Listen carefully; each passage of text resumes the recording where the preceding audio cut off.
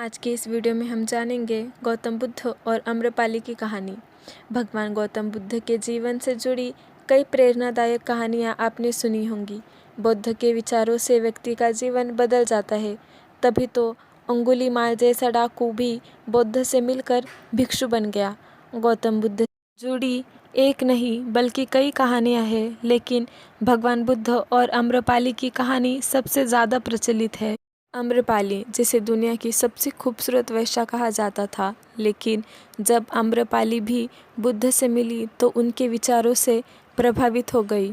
उसके बाद धन संपत्ति सब कुछ त्याग कर आम्रपाली एक साधारण भिक्षुनी बन गई और संपूर्ण जीवन भिक्षुनी बनकर ही बिता दिया। जानते हैं गौतम बुद्ध और वेश्या आम्रपाली की ये कहानी।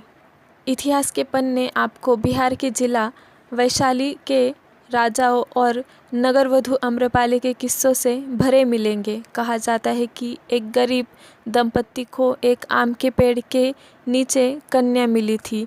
उसके माता पिता का कोई पता नहीं था। उसे पेड़ के नीचे रखकर चले गए थे।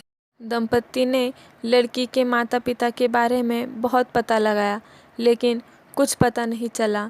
उसके बाद गरीब दंपत्ति ने ही उस कन्या का लालन पालन किया और उसका नाम आम्रपाली रखा। आम्रपाली बहुत ही रूपवान थी। जब आम्रपाली किशोरावस्था में पहुंची तो पूरे नगर में उसके सौंदर्य की चर्चा होने लगी। इतना ही नहीं, नगर का हर पुरुष उससे विवाह करना चाहता था। आम लोग से लेकर व्यापारी और राजा सभी उसे पाना चाहते थे। ऐसे में आम्रपाली के माता पिता उसे लेकर काफ़ी चिंतित रहते थे, क्योंकि आम्रपाली इनमें से किसी एक के साथ भी विवाह कर लेती तो पूरे राज्य में अशांति फैल जाती।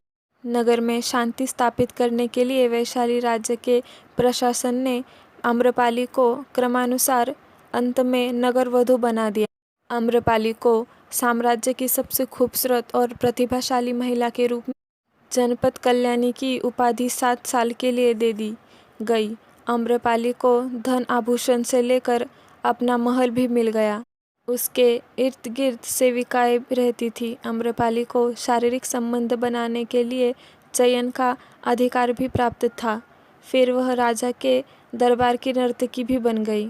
जब पहली बार आम्रपाली को हुए बुद्ध के दर्शन, ज्ञान प्राप्ति के 5 साल बाद गौतम बुद्ध बिहार के वैशाली में जब पहली बार आए थे तो उनके स्वागत के लिए वहाँ की प्रसिद्ध राजनर्तकी आम्रपाली गंडक नदी के तट पर पहुँची।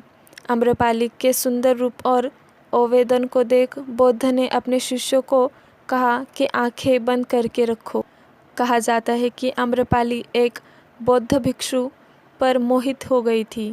इसके बाद आम्रपाली ने बौद्ध भिक्षु को भोजन के लिए आमंत्रित किया और साथ ही 4 महीने प्रवास के लिए भी अनुरोध किया, लेकिन भिक्षु ने उसे साफ मना कर दिया और कहा कि गुरुजी की आज्ञा के बिना मैं ऐसा नहीं कर सकता। आखिर में आम्रपाली ने बुद्ध के सामने हाथ जोड़कर कहा कि मैं आपके भिक्षु को मोहित नहीं कर पाई, बल्कि उसकी आध्यात्मिकता ने मुझे ही धर्म की राह पर चलने के लिए विवश कर दिया। इसके बाद आम्रपाली ने बुद्ध के सामने भिक्षुनी बनने की इच्छा प्रकट की, लेकिन पहले तो बुद्ध ने मना कर दिया, क्योंकि उस समय बौद्ध संघ में स्त्रियों का प्रवेश वर्जित था। हालांकि इस घटना के बाद बुद्ध ने स्त्रियों को भी बौद्ध संघ में प्रवेश की अनुमति दे दी। फिर आम्रपाली सामान्य बौद्ध भिक्षुकी बन गई और वैशाली नगर के हित के लिए कार्य करने लगी।